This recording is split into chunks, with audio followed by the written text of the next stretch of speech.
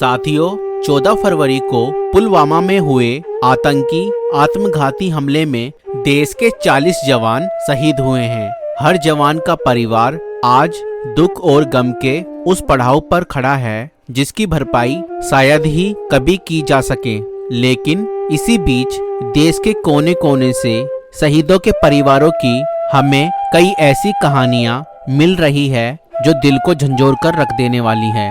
इसी बीच हमारे एक दर्शक ने ऐसी कहानी हमें भेजी है जिसे पढ़कर हमें लगा कि यह कहानी देश के हर उस व्यक्ति तक पहुंचाना आवश्यक है जो देश से प्यार करता है और देश के लिए मर मिटने को तैयार है। आप सभी दर्शकों से बस हमारा यही अनुरोध है कि अगर आपके दिल को हमारी ये कहानी थोड़ी सी भी छू जाए तो कृपया इस कहानी को शेयर करें और देश के घर घर तक पहुंचाने का कष्ट करें। आज भी फोन नहीं किया, मैं बात ही नहीं करूंगी। आज फोन करेंगे तो भी नहीं। कम से कम वैलेंटाइन डे पे कोई फूल ही भेज देते व्हाट्सएप पर नहीं, इन्हें कहाँ समय है हमारे लिए। पिछली बार तो मेरे द्वारा कढ़ाई करके दिल बनाया हुआ रुमाल से बंदूक को घूंघट उठाकर उसे चूमते हुए फोटो भेजी थी। इन्हीं ख्यालों को सोचते हुए आज पूनम के होठों पर जरा सी मुस्कान उभर आई। अभी 1 साल ही तो हुआ था पूनम और राजेश की शादी को।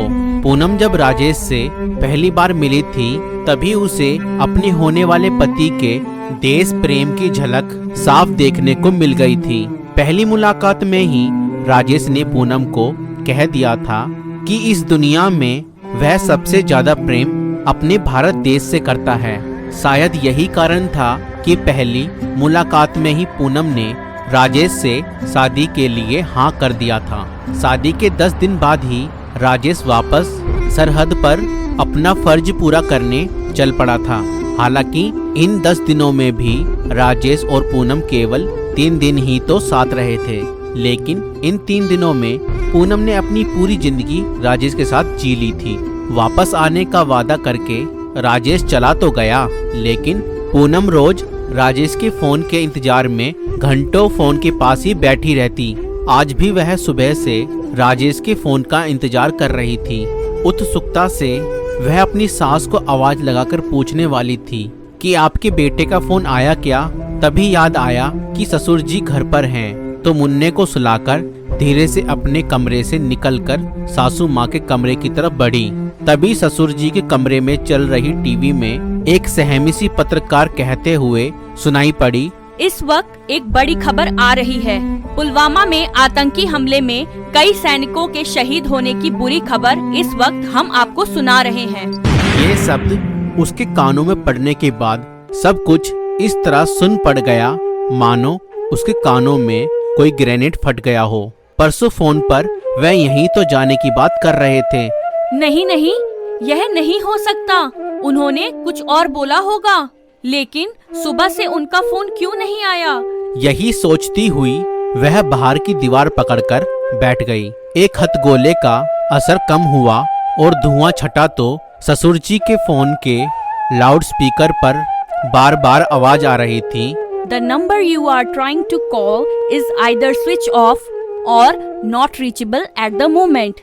उसकी जब भी उनसे बात होती तो बार बार पुलवामा का नाम आ ही जाता था। फिर से आंखों के सामने अंधेरा छाने लगा। थोड़ी देर बाद उसने हिम्मत करके ससुर जी के कमरे का द्वार हल्का सा खोल दिया। वो इस तरफ पीठ करके बैठे कभी फोन तो कभी टीवी को देख रहे थे। तभी तीसरा विस्फोट हुआ।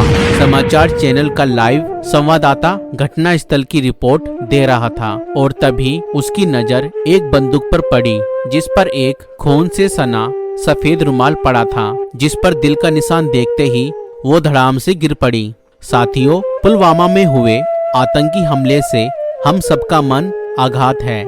आज हम सभी देशवासियों के मन में इस हमले को लेकर आक्रोश है, लेकिन सिर्फ आक्रोश से काम नहीं चलेगा।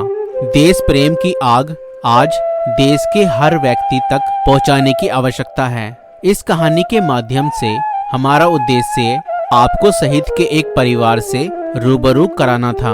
आप सभी देखने वालों से अनुरोध है कि इस कहानी को ज्यादा से ज्यादा लोगों तक शेयर करें ताकि देश प्रेम की आग हर युवक में जगा सके।